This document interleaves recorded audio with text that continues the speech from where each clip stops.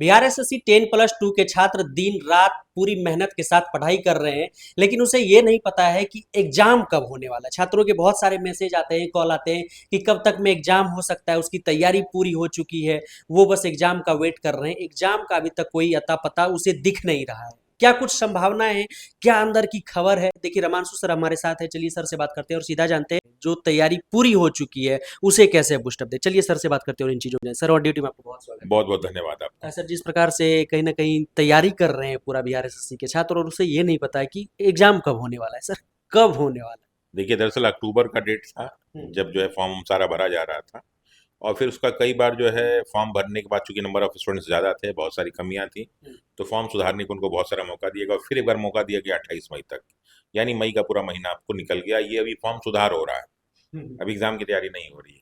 Sir, आपने कहा था कि इन सब चीजों में इलेक्शन इलेक्शन में लिपट कर रह जाएगा, और वही हाँ, हुआ है। वही बिल देखिए, ये जो डेट भी आगे बढ़ा गया ना 28 मई, ये सिर्फ इसलिए बढ़ा गया ताकि लोगों को लगे कि हम कुछ काम कर रहे हैं। हम्म, वरना ये सारे के सारे, अभी मैं देखा कि कल जो है माननीय प्रधानमंत्री जी बिहार आए हुए थे, पटना आए हुए थे, तो पूरी मशीनरी, पूरा पुलिस, सारी व्यवस्था, प्रशासन पूरा सड़क पे उतरा हुआ था।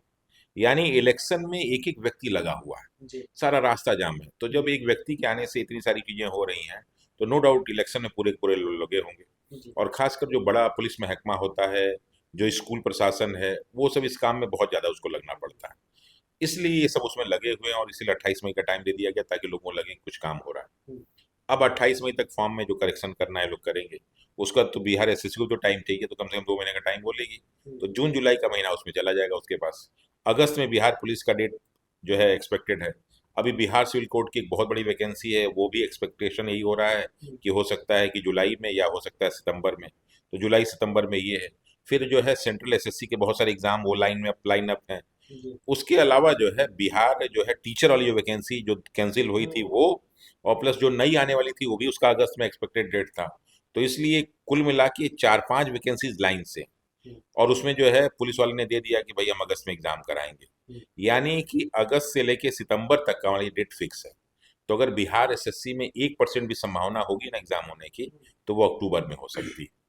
अगर इस बीच में होता है तो फिर बिहार में एग्जाम को ओवरलैप नहीं किया जाता है कि एक ही दिन दो एग्जाम दिया जाए, तो फिर इसी वजह से सर और भी आगे बढ़े। हाँ, क्योंकि सबसे बड़ी चीज क्या है ना कि ये चारों पांच एग्जाम जो है बिहार के ही हैं। हम्म, सिविल कोड बिहार का है, ये जो है बिहार पुलिस बिहार का है, टीचर वाला बिहार का है, और आपका बिहार एसएससी बिहार का। तो ये चारों पांच, फिर जो है क्या नाम बीपीएससी का एग्जाम होगा वो भी बिहार का है। तो ये सारे के सारे चारों पांच एग्जाम बिहार के ही हैं। इसलिए इनको ओवरलैप नहीं कर सकते, तो आपको टाइम देना पड़ेगा। तो मुझे लगता है कि बहुत पहले टाइम देंगे तब अक्टूबर में संभावना बन सकती है, तब। वो भी श्योर नहीं है, क्योंकि मुझे अक्टूबर से भी आगे जा सकता अभी है। अक्टूबर के आगे ही जाएगा, पीछे नहीं रहेगा, अक्टूबर से आगे जाएगा। जहां तक मुझे लगता है अक्टूबर से आगे बढ़ेगा। तो कहीं न कहीं अगर सर अक्टूबर में है तो ये यहाँ से लगभग 5 महीने का समय है। 5 महीने का समय तो है ही, अगर देखा जाए तो सर 4-5 महीने का समय तो है ही छात्रों के पास। जो नए छात्र हैं, सबसे पहले बता दीजिए कि सर जो नए छात्र हैं, बहुत ज़्यादा जिसकी तैयारी नहीं है, वो क्या करें? फिर सर पुराने छात्र। देखिए, नए छात्रों के साथ क्या है कि नए छात्र जीके जीएस में कुछ नहीं जानते हैं। हुँ, नए छात्रों के साथ क्या कि रीजनिंग बहुत आसान होता है, तो बहुत मुश्किल काम नहीं होता, लेकिन रीजनिंग के बारे में वो जानते नहीं कि रीजनिंग, क्योंकि रीजनिंग कोई कोर्स का सब्जेक्ट नहीं है। मैथ्स के बारे में बच्चे यहाँ जानते हैं, लेकिन बच्चों का मैथ्स बहुत वीक है, क्योंकि जो अच्छे मैथ्स वाले हैं वो तैयारी करते हैं इंजीनियरिंग का, तो वो सब वनडे एग्जाम में तुरंत आते नहीं है। और चूंकि इसमें 10+2 वाले ही बच्चे आते हैं, तो मैथ के लिए वो नॉर्मल, हुँ, जो भी 10th लेवल का मैथ है जुड़ा, मतलब जो अरिथमेटिक का पोर्शन है वही उसका मेन है। तो उस अरिथमेटिक के पोर्शंस को कोई भी किताब उठाएंगे ना, आर एस अग्रवाल की किताब भी उठाएंगे ना मैथ का, तो बहुत सारी चीजें सीख जाएंगे उसमें, बहुत टफ। और आपको पता है बिहार एसएससी में कोई बहुत पेपर टफ नहीं आता, बहुत आसान पेपर आता है।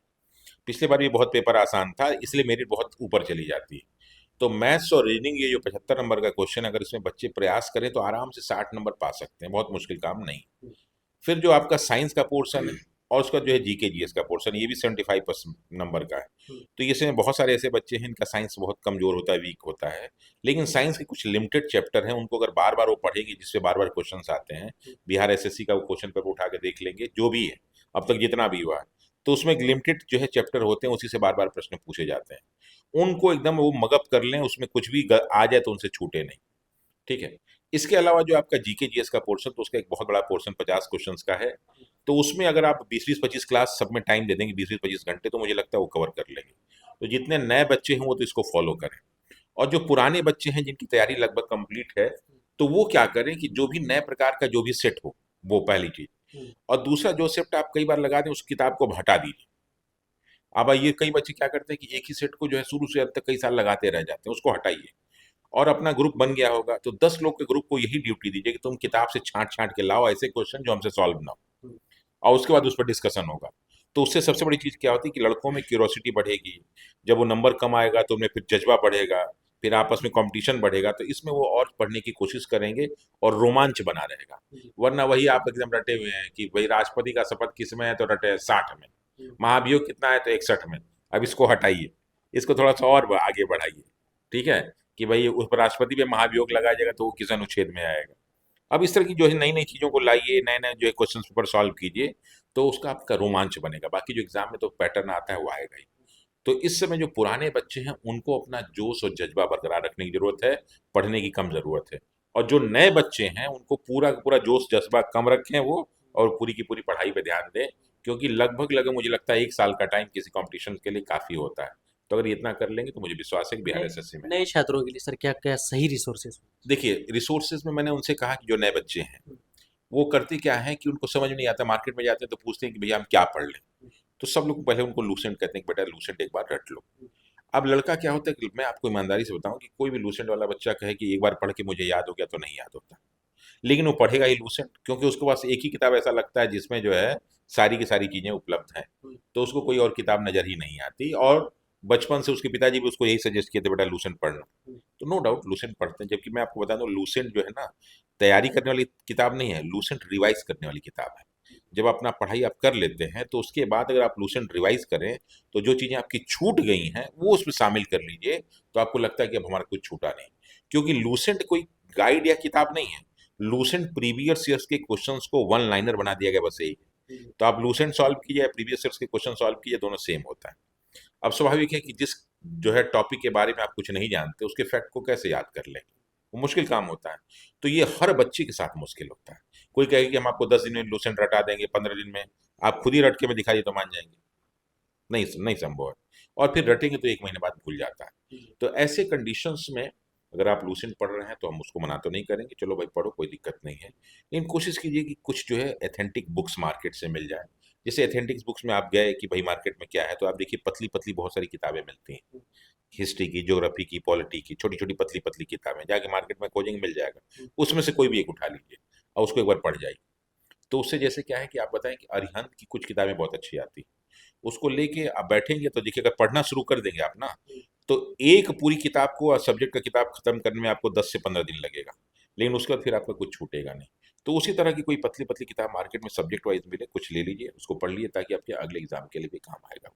अच्छा सर जैसे कि इसमें लेवल क्या देखा जाए कि बीआरएससी 10+2 के लेवल को ही फॉलो किया जाए सर, ग्रेजुएट लेवल या फिर सेंट्रल एसएससी के सवालों को, फिर झारखंड एसएससी के सवालों को, इस तरह के सवालों को हर जगह से सर कंपाइलेशन करके पढ़ें या फिर इसी 10+2 के लेवल? देखिए 10+2 अगर आप पढ़ रहे हैं, लेकिन लड़के तो सब सब एग्जाम दे रहे हैं ना।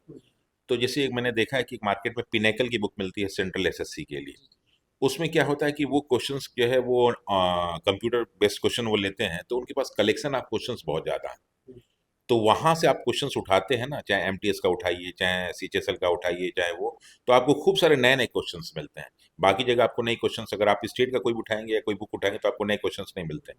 वहाँ नए नए क्वेश्चंस मिलते हैं, उसको डिस्क्राइब भी बहुत अच्छा किया हुआ है। वैसे तो घटना चक्र में भी है, वहाँ भी आपको, लेकिन वो घटना चक्र में भी क्या करता है ना, कि वो एसएससी के बहुत सारे क्वेश्चंस को उस तरह नहीं उठाता है। तो अगर पिनेकल की बुक उठा के उससे प्रैक्टिस करो तो मुझे लगता है कि बच्चों को ज़्यादा बेनिफिट होगा। बाकी जो घटना चक्र कर रहे हैं उसको करें, कोई दिक्कत नहीं। बहुत धन्यवाद सर। Thank you. तो देखिए अभी हमारे साथ रमांशु सर थे और सर ने बताया कि एग्जाम कब तक में हो सकते हैं, क्या कुछ रीजन है एग्जाम जल्दी कंडक्ट नहीं हो पाने की, और कब तक में होगी उसका क्या कुछ रीजन है सर ने बताया। बाकी तैयारी कैसी करनी चाहिए नए छात्रों को, पुराने छात्रों को क्या पढ़ना चाहिए, क्या छोड़ना चाहिए, कौन से बुक से पढ़ना चाहिए, सर ने सारे मुद्दों पर बात करी, आपको बताया, आपकी क्वेरी सॉल्व करने की कोशिश करी। आई होप कि ये सेशन आपको पसंद आया होगा। मिलेंगे आपसे बहुत जल्द ऑन ड्यूटी पर ही। जय हिंद।